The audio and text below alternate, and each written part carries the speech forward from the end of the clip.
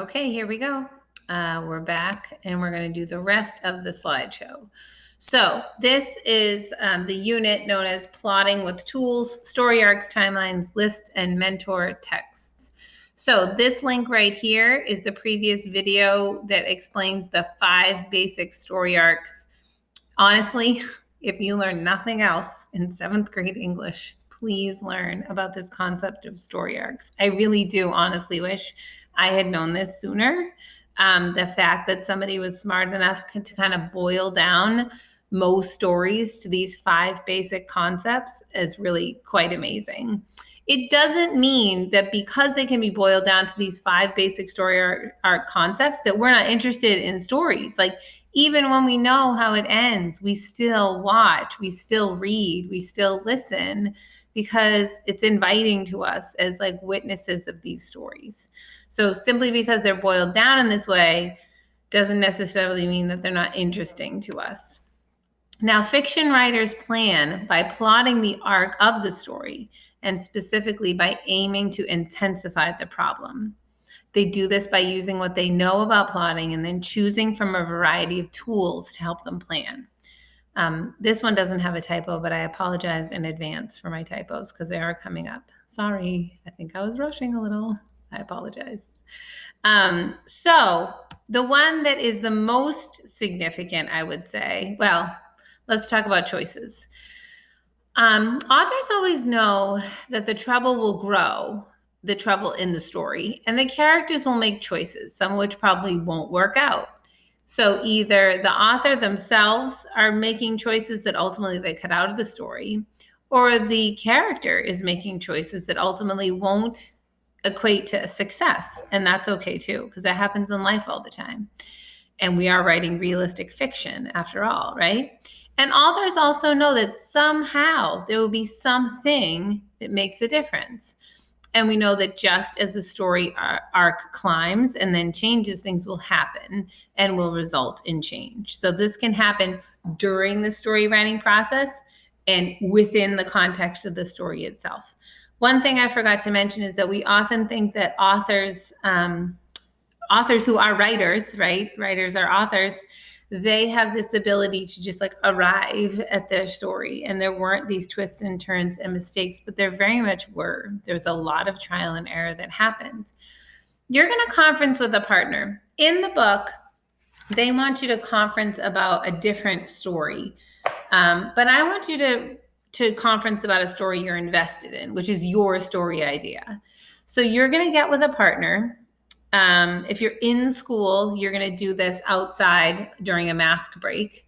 If you're home, you're going to have to conference with a pet, a friend, a family member, if they are available and not busy. You can FaceTime with somebody too.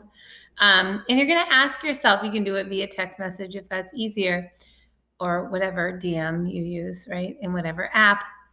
The central question is, what is at stake for your character, right? What do they stand to both lose and gain?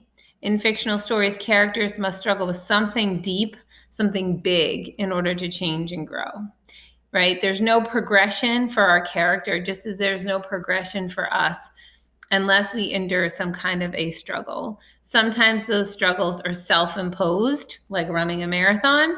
And sometimes those struggles are kind of put upon us, like the death of a loved one, right? Those are out of our control. So how the character endures these struggles is how we're going to show as writers that they change and grow. So you're going to get, before you move on to this piece, you might have to pause the video to do the conferencing, to think about your character, okay? Now that you're back, we have done the first 3 of these already, and today we're going to do the 4th. So this is all pre-planning because we're going to draft our actual story. That is the next step in what is called Bend 2, because we're finishing up Bend 1. So first we brainstormed some great story ideas, and then we plucked one of them out. Second, we made our characters come alive by listing out traits, by showing relationships and actions. See my typos here? I got to fix them. Sorry. Next, we took our story for a test drive. So we smacked our character right into a everyday moment in the hopes that we would get to know our character in some significant way based on their actions and reactions. And then this is today. We're going to plot several versions of our story. And when we plot that, we're going to aim to intensify the problem, right? Moving it towards some kind of hopeful resolution, depending on what story arc you chose. This is an example of a student making a final story plan. It doesn't exactly look like the story arcs. It looks more like a graphic organizer with arrows to each thing. And I think this is a good example of what you could expect in terms of planning, right? It's not just the bare bones, but it's not the story itself. I think it lends itself to the text boxes if you're working in your virtual notebook, or you can do it like this in your regular composition notebook and then just take the pictures as you need to. But you should have some kind of visual framework to help you figure out what it's going to look like in the end. Okay. And I think that's it. Oh, that is it. Okay. So your next task, writers, is to go off and either do a plot plan, a story arc, right? Or a timeline or a list or something that visually shows, similar to the student example, the progression of the story and ultimately how it's going to end. Okay. What is the central conflict or climax? Or what is the central conflict? How does it climax in this, culminating event, and how is it resolved? And how does the character grow, and what is at stake for that character? Okay. I look forward to seeing what you do. Thanks, guys.